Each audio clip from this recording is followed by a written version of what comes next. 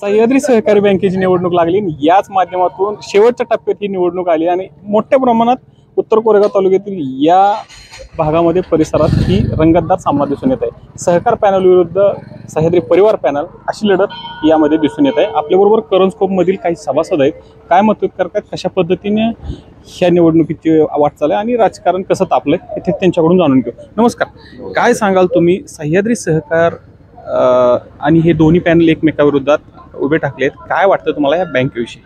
या बँकेविषयी बोलायचं झालं तर आता या पहिल्यांदा अशी वेळ आहे की अमित चव्हाणांच्या नेतृत्वाखाली आता बँकेची घोडदौड चालू झालेली आहे आणि 100% हा निकाल हा सह्याद्री पॅनलच्या वतीनं सह्याद्री परिवाराच्या बाजूनं लागणार आहे। त्याचं कारण असं की अमित चव्हाणांनी सगळ्यात मोठे काम असं केलं की जी मुंबईतली 27 एकर जमीन होती जी लीजवर होती बोर्डाला, ती बोर्डाची लीजवरची सरकारची जमीन काढून त्यांनी आता हाऊसिंग सोसायटीच्या नावावर केली। प्रत्येक कामगाराला आता तिथे 2100 काय ते घरे असतील, राहिलेल्या सगळ्या कामगारांना घरं मिळणार। 1.5 कोटी त्या घराची किंमत होणार। उद्या सगळे कामगार जरी घरी आले तरी त्या कामगाराला 50,000 रुपये तिथं भाडं घरी बसून इथं मिळणार। असं एक मोठं काम अमित चव्हाणांनी कामगारांचं पहिल्यांदाच केल्यामुळं 100% सह्याद्री परिवाराचं अमित चव्हाणांच्या नेतृत्वाखाली या बँकेमध्ये परिवर्तन होणार आणि कामगारांना असेल, सभासदांना असेल, याचा फायदा होईल अशी आम्हाला सगळ्याला अपेक्षा आहे। बाबा, तुम्ही काय सांगाल की ज्येष्ठ सभासद आहे तुम्ही, थोडक्यात काय मत करा? तुम्ही बोला काय वाटतं या बँकेविषयी, काय वाटतंय? आता जे बोलले सतीश धुमाळ, ते चव्हाणांच्या पॅनेलला 100% आमचा पाठिंबा आहे, अगदी बिनकाळजी। त्याचं काही शंका येण्यासारखं काही नाही। अमित चव्हाणांच्या पॅनलला पाठिंबा आहे, तुम्ही काय सांगाल?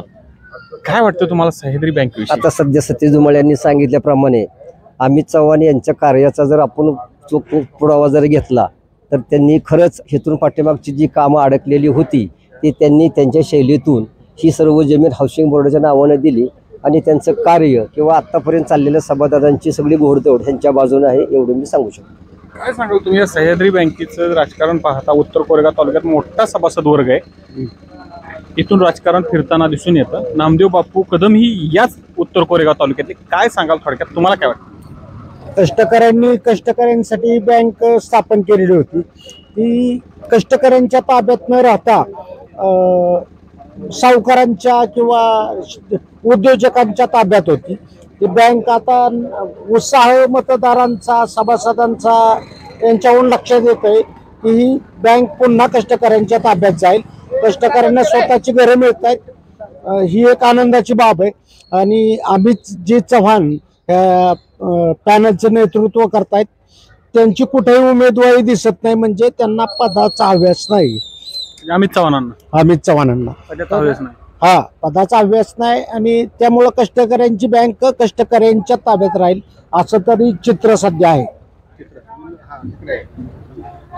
विनोद चव्हाण आणि मनोज चव्हाण यांनी अतिशय युवकांना मार्गदर्शन करून चांगला रोजगार उपलब्ध करून दिला, ती एक प्लस पॉईंट आहे। आणि अमित चव्हाणांचं नेतृत्व हे सर्वमुख आहे आणि वरिष्ठ पातळीवरचे संबंध, कामगारांचा फायदा, बँकेचा फायदा, ह्या सगळ्या गोष्टी त्यांच्या माध्यमातून निश्चित होतील आणि परिवर्तनाची लाट आहे त्याच्यापेक्षा कामगारांच्या हिताचा त्यांना न्याय देणारा नेता आज अमित चव्हाणांच्या रूपानं उभा राहिला आहे। हे करंजखोप गावामध्ये 130 मतदान आहे, त्यातले की 10 मतदान माहीत असेल। 120 पैकी 100 ते 101 मतं आम्ही अमित चव्हाणांच्या पॅनलला निश्चितपणे देणार, एवढं या ठिकाणी तुम्हाला वाटतं ह्या वर्षी परिवर्तन होणार? 1001% आणि 1000 ते 1,500 मताचा फरक परिवर्तनामध्ये कमीत कमी राहील। आपल्याबरोबर होते करंजखोप येथील ग्रामस्थ, त्यांनी सांगितलं की या पंचवार्षिकला मात्र मोठ्या प्रमाणात परिवर्तन होताना दिसून येणार आहे आणि यावरती शिक्कामोर्तब गावातून या करंजखोपमधून होताना दिसून येत आहे। कॅमेरामन आशिषसह मुकुंदराज काकडे, करंजखोप।